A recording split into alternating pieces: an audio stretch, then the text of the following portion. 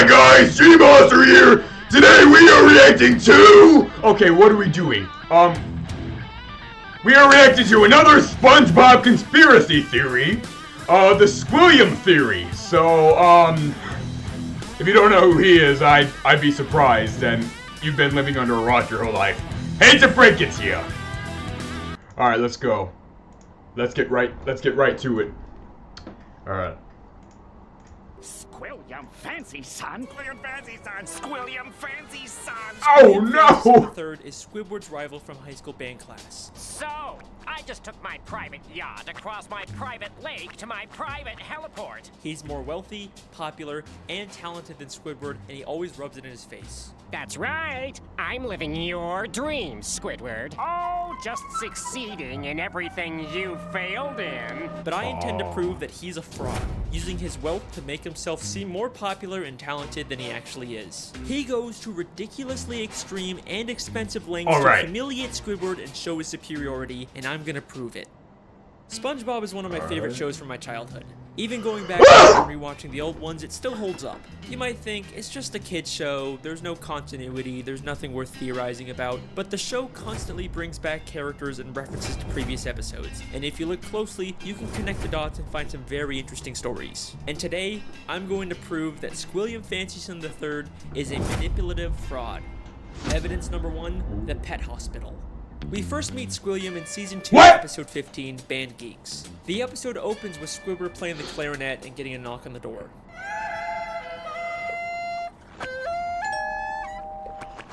Yeah, we're with the pet hospital down the street, and I understand you have a dying animal on the premises. Immediately after, Squidward gets a call from I remember that. Hello, you've reached the house of unrecognized talent. Please start after the... Sounds as though you've got a dying animal to attend to, eh, old chum? I believe that not only was Squilliam spying on Squidward to know when he was playing his clarinet, but he also hired the doctor to come and embarrass Squidward. Yeah, we're with the pet hospital down the street. Pet hospital down the street. We have never seen a pet hospital in Bikini Bottom. We've only ever seen just the regular Bikini Bottom hospital. We've seen this purple doctorfish before, but once again, he's never worked at a pet hospital. We've only ever seen him at the regular general hospital. Well, Mr. Squarepants, it seems you have the suds. Are you ready for your treatment? Then there's this green fish behind him, and we've only ever seen him as one of the many identical paramedics that work at the Bikini Bottom Hospital. We even see him at the end of the episode to take Squilliam away after fainting. So it is very likely that Squilliam hired these two and told them to pretend like they're from a pet hospital just to humiliate Squidward. But this is just the start of Squilliam's elaborate lies. Evidence number 2, the Bubble Bowl. In the same episode, Squilliam also says, I'm the leader of a big fancy band now, and we're supposed to play the Bubble Bowl next week. The problem is, I'm busy next week and can't make it, so I was hoping you and your band could cover for us. But we've never seen Squilliam's band before, and despite claiming he's too busy to make it to the Bubble Bowl, he still shows up at the end to watch Squidward's band. So both his excuse and probably his band were made up to pressure Squidward into humiliating himself at the Bubble Bowl. Evidence number 3. I like that. That has to be true. Squilliam returns. Squidward leaves for work and conveniently bumps into Squilliam and all of his fancy friends, despite Squilliam not seeming like the kind of guy that would come near the Krusty Krab. He and his friends make fun of Squidward for working as a cashier. Hold it! Don't tell me! You're a cashier! Don't lie. Lying always makes it worse. But I believe that this encounter was planned out by Squilliam in advance, and he hired all of those people to pretend to be his friends. Take a look at Squilliam's friends. They're all nicely dressed, you kind of get the sense that they're fancy, high-status members of Bikini Bottom, but they aren't. This is more like what the fancy rich people in Bikini Bottom look like. These are just some regular Bikini Bottom citizens. Most of them usually don't even wear nice clothes like this. And most of them are regulars at the Krusty Krab and would already know Squidward as the cashier. Most of them don't even wear pants! Or shirts! Or anything like that! Probably. My daddy doesn't have enough slime! These are not the type of people Squilliam would hang out with. I mean, why would Squilliam be hanging out with one of Pearl's teenage friends? Oh! At the end of the episode, Squilliam life being fake. I made everything up about my life. I have no yachts, jets, or anything. I was only trying to impress you. He pulled a Dr. Disrespect! No! Squilliam, no! No! And then, of course, he quickly says he's just kidding. Is that true? Of course not. I'm filthy stinking rich. But was he kidding? Dude, he's I such a obviously dick. He's rich, but is there a nugget of truth in there? Evidence number 4, the statue. In Season 7, Episode 6, Squidward has to pick up trash for community service, and Squilliam once again conveniently bumps into him and reveals he's cleaned up so much trash that the city actually built a statue of him. Maybe if you clean up Bikini Bottom, they'll build a statue of you. Oh, wait! They've already built one of me! I cleaned up all of Bikini Bottom and Where's your unibrow? I believe that once again, this encounter was staged by Squilliam, and he actually paid. You forgot the to get that unibrow! statue. As Squilliam tells Squidward about the statue, a female fish admires it and says, Bless you, Squilliam Fancy Sim. Bless you. but if you remember, this is one of those friends Squilliam likely paid, making her whole Oh confidence yeah! fake. That's right! By the end of the episode, Squilliam's statue gets destroyed. A police officer approaches and they have this exchange. This is your statue? It was. Squilliam admits that it's his statue, not the city's. And why else would the officer give him specifically a ticket if it was city property? Evidence number 5, the concert. In Season 6, Episode 17, Squidward watches Squilliam play the clarinet at a big fancy concert. He receives a standing ovation, causing Squidward to leave angrily. But I believe this entire concert is a scam. Not only has the audience been paid to cheer, but Squilliam never even touches his instrument. Once again, many of the audience members were part of Squilliam's quote-unquote friends, but we also never actually see Squilliam play the clarinet. The episode opens right after he's finished his performance with the audience cheering, and one member of the audience says, He's such a great musician. He doesn't even have to touch an instrument to be brilliant. maybe the real reason Squidward leaves so angrily is because the audience cheered for Squilliam even though he never even touched his clarinet. Maybe Squilliam is just as bad as Squidward at the clarinet and he's trying to hide Or it. worse. Squilliam has gone to some pretty extreme lengths just to humiliate Squidward, but nothing, and I mean nothing, compares to what he does next. Evidence number 6. The music college. In the same episode, after Squidward leaves the concert, he's approached by the headmistress of the Bikini Bottom prestigious music college. Aren't you the Oh, I remember this. esteemed Squilliam Fancyson III, who we all came here to see perform tonight? She mistakes him for Squilliam and offers him a position as a professor. Squidward pretends to be Squilliam and teaches a class, only for the police to burst in and arrest him, all while he's being filmed on live TV. And I believe that this is Squilliam's most elaborate and most expensive scheme to destroy Squidward both publicly and legally. This encounter where Squidward gets offered a job is already suspiciously convenient, but listen closely to their exchange. I'm Squilliam Fancy Son. But didn't you just say a minute ago that your name was Squidward Q Tentacles? It is. No, I mean, no, I didn't. Well, that's a relief.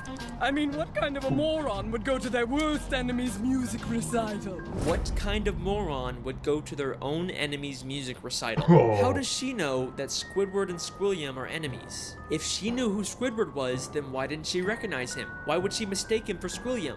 This feels way too much like she was hired by Squilliam to set a trap for Squidward. And if that's not enough, the headmistress's associate is literally just a guy from the paid audience wearing a disguise. He just threw on some glasses to seem smart. Squilliam knew that Squidward couldn't resist the opportunity to teach a music class, even if it meant breaking the law. My very own music class. Then we get to the Bikini Bottom prestigious music college, and right off the bat, there's something very fishy about this place. The building itself is very green and grimy and has a very cheap metal look.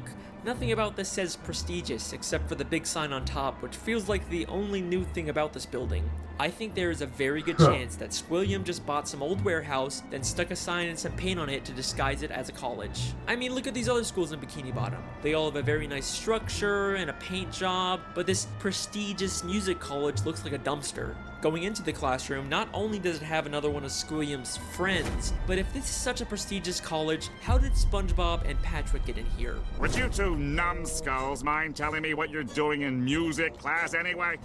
Sure. Patrick's New Year's resolution was to learn to play an instrument. They say it was their New Year's resolution to take a music class, but you'd think it'd be harder for them to get into an esteemed music school if they just decided to go to it on a whim. Seems like they're just letting in anyone to sell this ruse. Then, both the police, Squilliam and the headmistress, and a live news broadcast show up at the same time to arrest Squidward for impersonating Squilliam.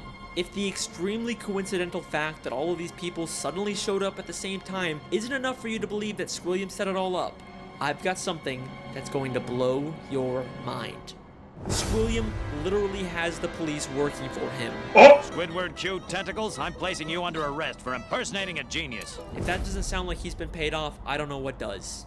The lengths that Squilliam goes to humiliate Squidward are insane. He literally builds statues and entire buildings just to make Squidward feel inferior. But why? Why would anyone go so far to embarrass an old high school band classmate? What happened between them? What could have caused this extreme level of dedication? Well, unfortunately, we never really get much information on their past. I've spent hours reading through the SpongeBob Wikipedia and looking at old episodes, and there really just isn't any clues that would explain their weird relationship. I guess we can't solve everything, but either way, that's my theory. Thank you so much for listening. I really hope you guys enjoyed. I'll see you next time. What? Wait a second. Wait a second.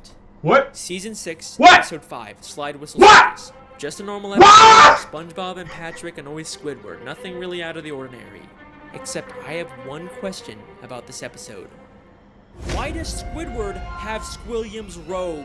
That is clearly not the purple robe he usually wears. That is Squilliam Fancy Son III's robe. Why would Squidward have this? Unless they were more than just classmates. Could they have once been dating? No way. That's not possible. There's no evidence to support that. Right?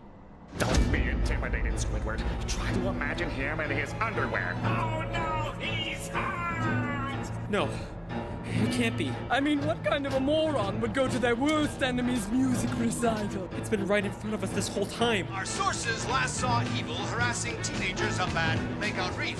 Makeout Reef. Good time, good time. Voted most likely to suck eggs in high school. Holy shit!